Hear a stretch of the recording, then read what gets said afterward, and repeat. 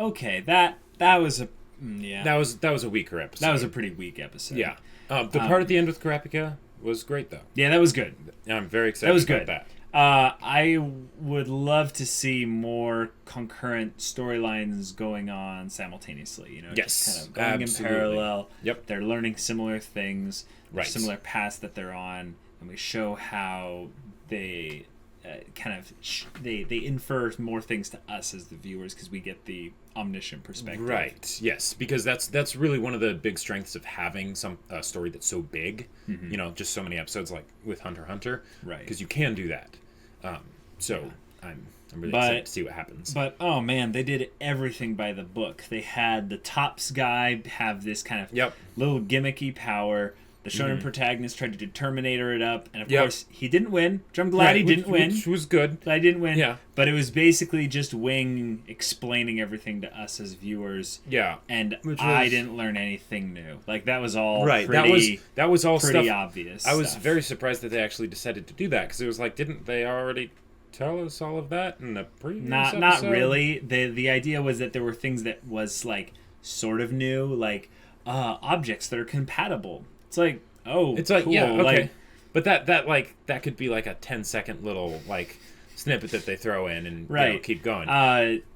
I'm glad that they had gone lose, and the consequences of that are that his journey has an actual setback. Yes. And yes, that's great. More of the Killua Wing conversation being more interesting. Right. In that, you know, they get to converse. Mm-hmm. Yep. And those little internal bits on Wing's side, you know, thinking about his master and stuff like that. Yeah, and the idea that he awakened some kind of terrible beast. He's obviously talking about Gon, but it's not something literal. It's the idea that... It's that Gon's personality is very... dangerous. Yeah. And here's the thing. I've thought about this, but one of the popular things of, like, the more recent shonen is you have the protagonist with this dark evil inside them that they try to subdue, and it's kind of the whole Naruto. That's not anything new. No, it's not new. I'm saying it's in the newer shonen more than it is in this. Sure, yes. Gon's isn't some literal demon inside of him or something. And it's love his that. personality. But the thing is we don't even know. Really, there's nothing evil about his personality. It's that he has some kind of selfishness, I would say, about him, where it's like he desires, I would say, some kind of he doesn't know. Well, he doesn't fight to help other people. He fights very much for himself. He fights very much for himself. I would say it's a bit of similar to Hisoka. Yeah, I would say it's a bit of hedonism, where he kind of does it for the pleasure and the enjoyment of it. But it's not extravagant. It's that the main thing that he's passionate about is completely separate from his other passion, which is people. It seems like he has these two things that are in conflict with each other. It's that he wants to make friends, and he does a very good job at that. Yes. But he also wants to have, like Killua said, the thrills of fighting. Right. And that is great because it's internal conflicts in a character, and a lot of times we don't get that, especially in shonen. That's true. But they need to develop it more, though. Yeah, but I get the idea. What they're hinting at in the show is that it's dangerous. It's the idea that there will probably come a time when those two ideals are in conflict with each other, and he chooses the thrill of combat over his friends. And that would be really cool to see. Yeah. In a lot of ways, they're doing a parallel with that with Killua and his parents. Sure. Because one, Gon's wanting to become a hunter because of his dad. And I get the feeling that this side of him is something he very much inherited from his dad. And possibly, with Killua, they're doing a very similar thing where it's like, okay, he chose friendship this time, but in the end, there's that sense of foreboding, which I love. I absolutely love. Foreboding is a good word, because I don't think that there's anything concrete we can say about Gon's personality that's truly, emphatically, any of the things that we're attributing to it right now. It's more of that we, like Gon, have these senses that are attuned to see these specific things. Sure. And I don't know if this is necessarily just kind of a red herring where they go, oh, I have awakened a beast, and because he's so powerful because he's the chosen one. It's like, no, I think this is a continuous thing that they've been building up since really early on, and what could be the payoff of something like that? Is it just his maturing? I think it's just mostly his maturing. It could just be that, but I think I think with something like this, the idea is that there's possibilities. There are possibilities. Because they could take it any which way they wanted to. Like they could have it be a power up. Like they could have it be just a straight up power up. They could do that. They could do that. He just goes full on just crazy strong, and his senses are attuned to the perfect but from measure. A personality or a storytelling perspective, they could also take it anywhere from the thing of the I must face my inner demons kind of a thing to not that they're going to do this, but what the possibilities could go all the way to this would be a corruption character in a different story. I could see that. I mean, I think that the corruption bit is a bit much, but what I think of it's more of is the apathy side of things. Well, let's think about this way. Gon's main thing he is right now is he is anything but an apathetic character.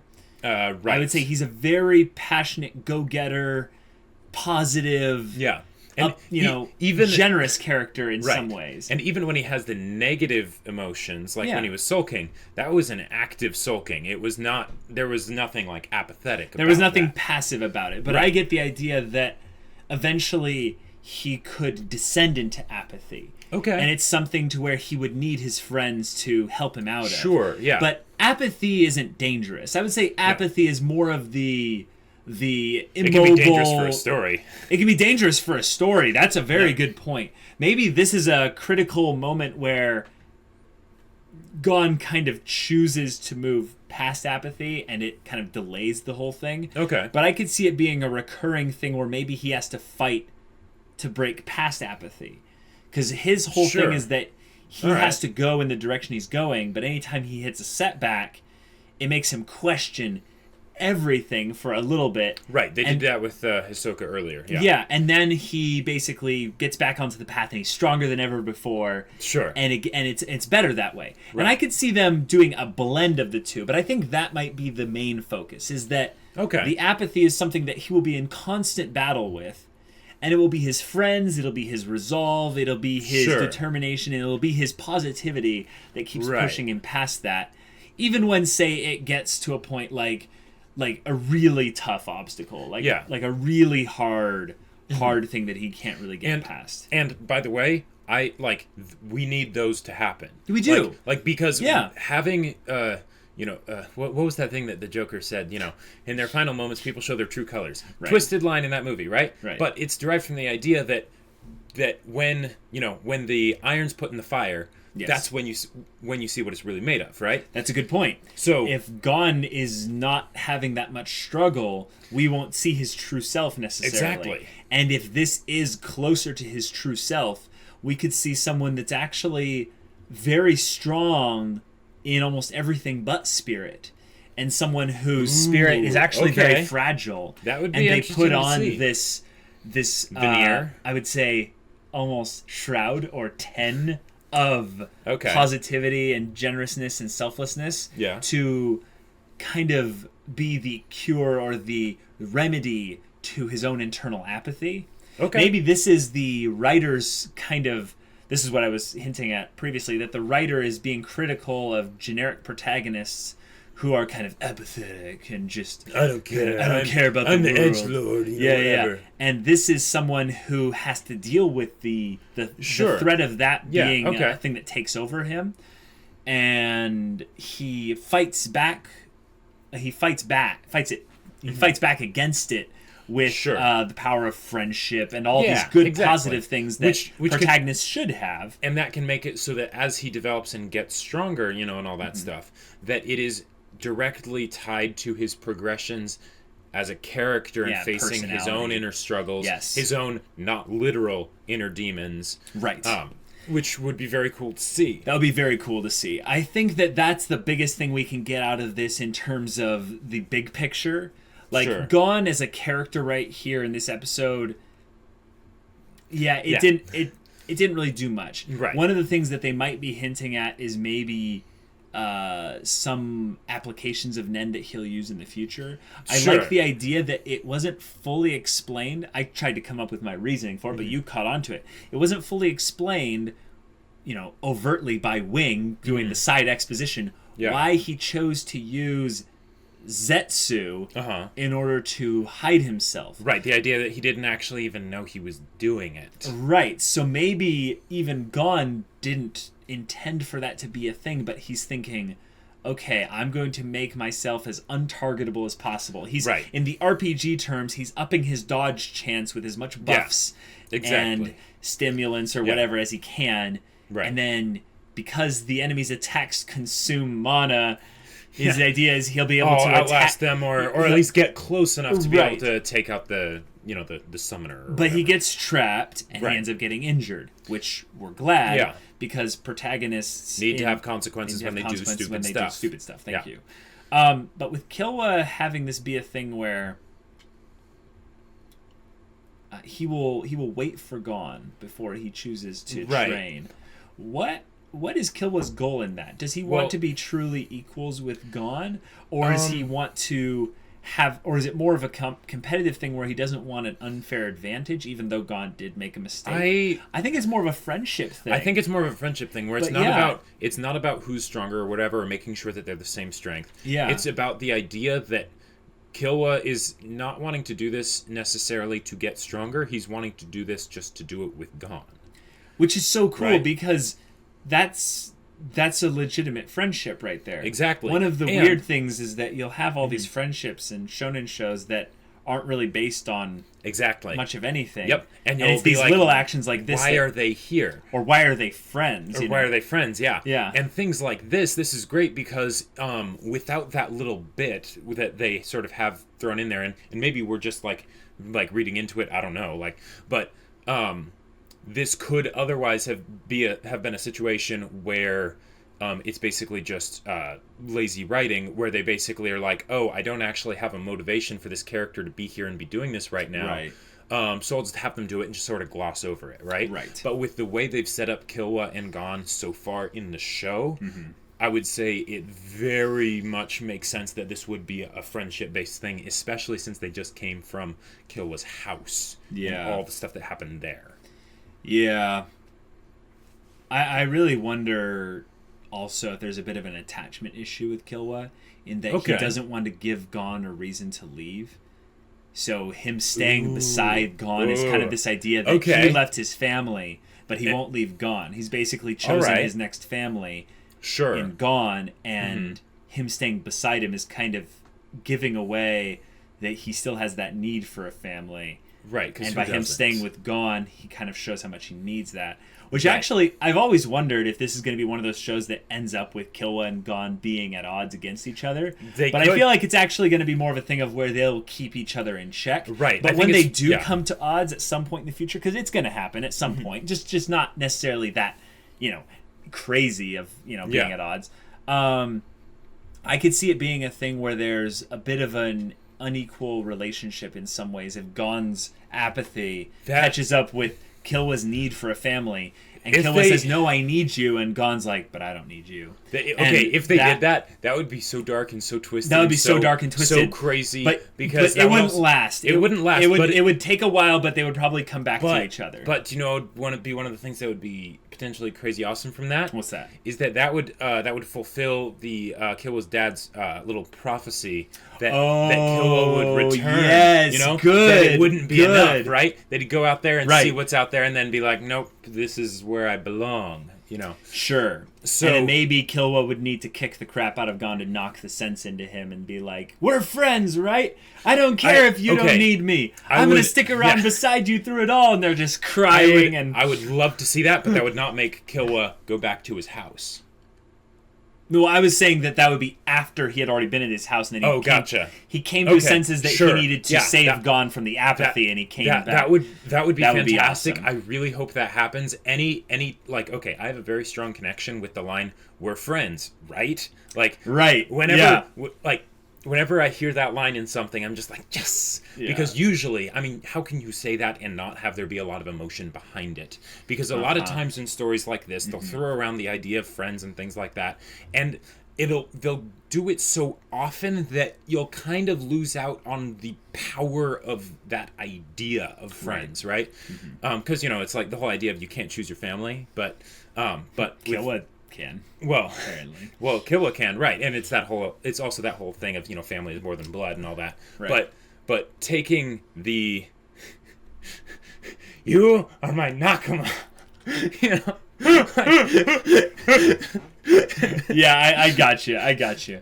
Okay, well, with Wing being kind of wary about this whole situation, yes, he's choosing to be more proactive and involved in the whole thing. Right. Will that be a thing where he ends up, I would say, being glad that he stuck around and stayed involved? I think so. Yeah, I feel like that there's some really cool things to where Wing could end up being a more than one arc character. I hope so. I love it when because he's attached also to Zushi, because that means Zushi, true. They could come back to him at some point. Sure. And Zushi is now grown, like way more like mature and stronger, and just more adept at using Nen. I am way more interested though in Wing as a character than I am about Zushi. Yes, absolutely. Zushi is he is kind of the perfect training vessel right now, representation, without the potential of Gon and Killua. Sure, yeah. But he is there to show what position Gon and Killua should take in the mentor-mentoree role with Wing. And I get very excited whenever I see a story's like new take on the idea of the mentor, because it's like it is such an integral part of like right down to like Joseph Campbell, hero's journey, and all that. Yeah. That I love to, and so often it's stereotyped. It's the old dude with the beard that ends up tragically dying at some point against the main villain as a jumping board or whatever for the main character to develop and grow and all that stuff. Right. And so I love to see when people do it, because a lot of the times it's the same, but sometimes it's different. In this case, Wing's kind of this scruffy, unkempt, kind of younger guy with, a studious look to him, and except he's actually quite good at what he does. Right. He has a very simple design and like very basic, pretty much everything about him. Except that, there's more to this dude than meets the eye, Right. And he has his own master, which is interesting because I want to say that this might be just a coincidence, but they showed someone very soon after that whole scene with him being master, bumping into Kurapika, and ended up being kind of a, hey, fate has made this meeting happen. I will train you. Right. What if that's Wing's master? Possibly. That's probably what I would not be surprised at all if that was what they're doing. I kind of hope that that's not it. That's not that, because okay, so I could talk about that whole part with Kurapika and this new character for quite a bit, because there's mystery out to wazoo about that. Now, granted, this did very much stumble into Kurapika's lap. As far as convenient plot things, that's up there, right? Yeah, I don't think that was a real positive for the episode. I thought I thought the fact that it happened is cool, but if I was to look at that and how that kind of helped the story, no. It would have been way more interesting if Kurapika got frustrated with me, what do you mean? What do I see? Yes. And then demanded that person teach Kurapika. Sure. And the guy was or the guy or girl, whatever, at the desk was like, no, I'm not gonna. Right. And that would have been very cool. And they hear it outside or something like that. Exactly. And that might be what they end up doing, that they know the person or whatever, and they're aware of what was going on, so they're like, yeah, I'll teach the newbie. Why not? Sure. But I really wish that they had shown that fight instead of what they showed of the spinning tops fight. Yes. They could have made that be resolved much faster, because, okay, think about it. This is, a fight for a side character, right? So they're bringing this side character into the story. They're giving them screen time, right?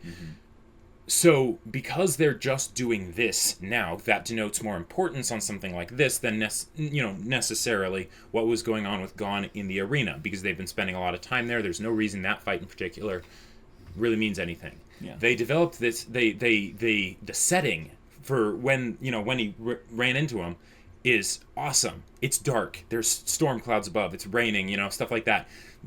He starts off by shooting a bullet at Kurapika's face that was infused with Nen. Right. It's like, as far as introductions go, and knowing that this dude is someone to be reckoned with, right? And he was okay with killing Kurapika if Kurapika couldn't sense exactly. it. So that in and of itself, even though the reasoning of why he took an interest in Kurapika isn't very well fleshed out, it could be in the next episode. It could be in the next episode. Yeah. And those kinds of things, those are the things that keep Gon's story fresh, because you don't have to get saturated with it. You know that, what, if it does get a little bit slow here, that's fine. I'll get the breather with say Kurapika's story, or hopefully Leorio's story. That's what they did in Avatar: Last Airbender with Zuko and Aang's yes, parallel storylines. Right. It's what they do in a lot of times when, granted, this is an anime, so the episodes are like 20 minutes. Right. But if you were to compare it to something like, say, Game of Thrones, where they have a lot of screen time, kind of like this show, they jump around. Yeah. And, one of my absolute favorite parts, not just with, Game of Thrones, but other stories, too, would be when I would go through those chapters, and maybe it would be a chapter that wasn't one of my favorites. Right. But then I'd see the next chapter, and it would be for that character that I hadn't seen in a while, that I really liked their story for, and I'd be like, yes! Okay, this is going to be awesome! Right. And then, even if it was just the one chapter, episode, or whatever, then after that it'd be like, okay, yeah, let's get back to the main character. Right. Whatever. All right, so that being said, let's be done with the discussion. Yeah. Because I think we gave this one a good kind of solid bit of discussion, even though I think we were discussing not really context of the actual episode, more just things that the episode kind of happened to bring up and stimulate within the discussion. Exactly. Because the actual episode itself was still pretty weak. It was. Yeah. But that's the good thing about HunterxHunter, in that it has a world in which the content of an actual episode adds potentially more context to things that we already knew about slightly, but we needed that extra bit for us to actually go in depth in the discussion part afterwards. So it's fun. All right, guys, if you want to see the next 2 episodes of HunterxHunter right now, you can go check out the link in the description below for our Patreon's early access. You can check out that, and also comes with access to our Discord. You can chat with us about anime and stuff, stories, whatever. It'll be awesome. All right, guys, we'll see you all later, but until then, we're Semblance of Sanity. I'm Caleb. I'm Jacob. And we'll see you all next time.